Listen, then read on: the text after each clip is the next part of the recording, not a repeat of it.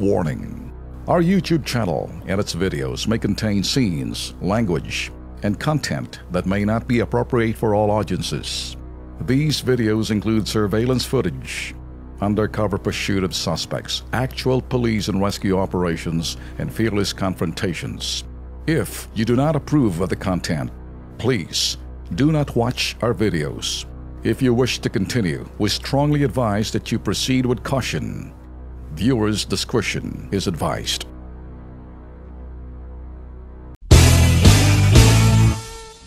Kung titingnan nyo,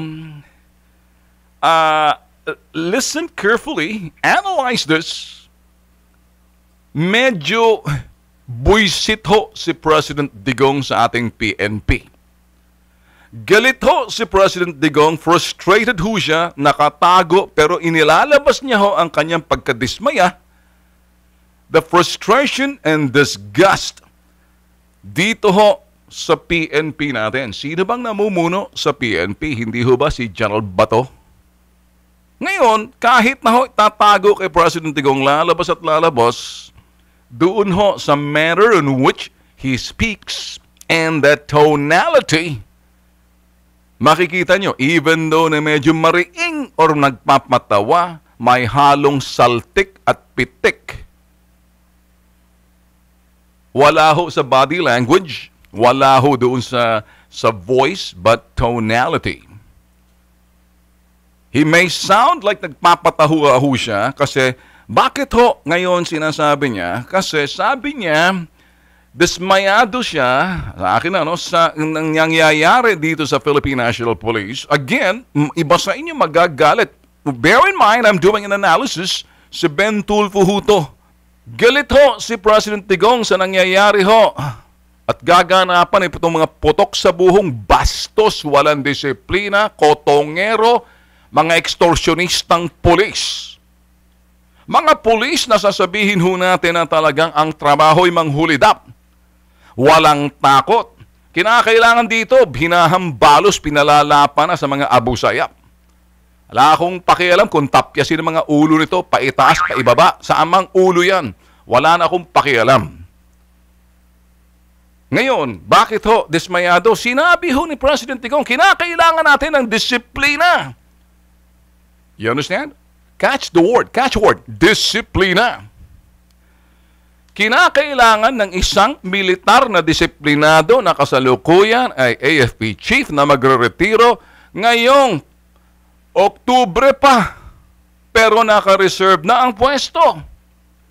Ang DILG, pero baka magbago yan. Malay mo, baka biglang mabulaga tayo. Uy, si Bongbong na pala.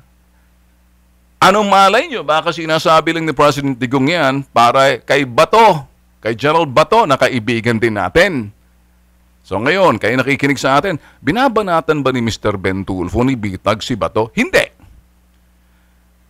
May bayag akong sabihin sa inyo. I take a stand. I have the courage to tell you this. Ako ho'y nasa TV5 ngayon, sa Radyo 5.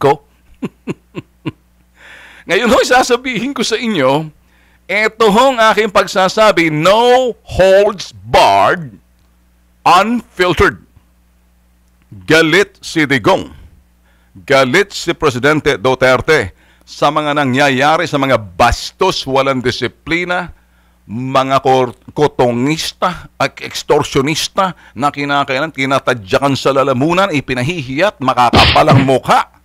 Eto ho yung mga nangotong na ngayon ho'y tinanggal. At tinanggal nga ba?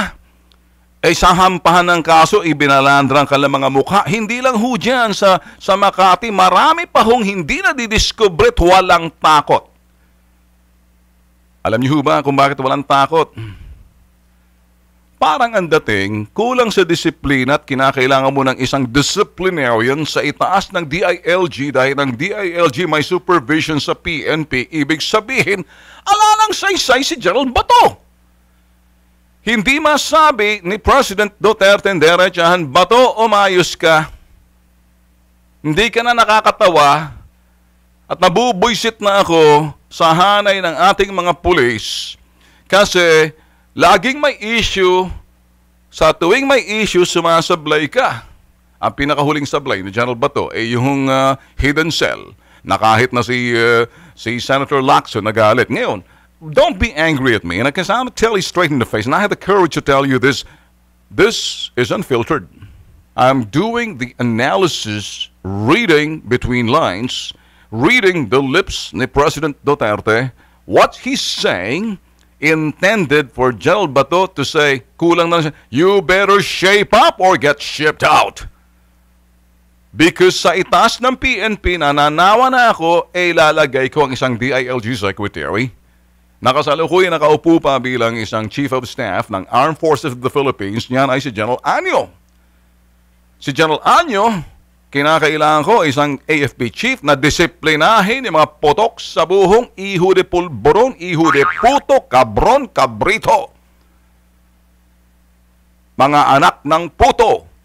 Eto ho mga bastos, walang disiplina, kotongista, nasisirat, nadudungisan ang imahe ho ng PNP. Hindi ko ho nilalahat. Ang aking yumaong ama ay nanggaling ho dyan sa PNP, pagiging pulis ngayon nung araw Philippine Constabulary. Kaya lang nung araw, iba hong disiplina ng PC. Ang Philippine Constabulary, nasa ilalim ho ng Armed Forces of the Philippines. Ang PNP, independent, civilian in character. Kaya napapansin niyo si President Digong, ina-appoint niya sa mga Secretary of National Defense, si yun hong militar, secretary, ito hong ngayon sa Sisimato, yun hong sa DNR, militar, ito hong ngayon sa DILG, militar uli, nagbibiro nga ho si Digong parang taking it lightly and make people laugh, but may laman ho para kay General Bato. Makumpleto ng hunta, kinakailangan ng militar. Pag sinabing militar, disiplina, sumusunod sa sinasabing kautusan. Ang estilo ho kasi, obey first before you complain. Shut up and follow the order. Katangian ho ng mga ito ho'y disiplinadong mga general. Disiplinado mga general na kinakailangan disiplinahin mong mga tao mo. Are you listening, General Bato? It's coming from the mouth of President Duterte, not the mouth of Ben Tulfo, unfiltered.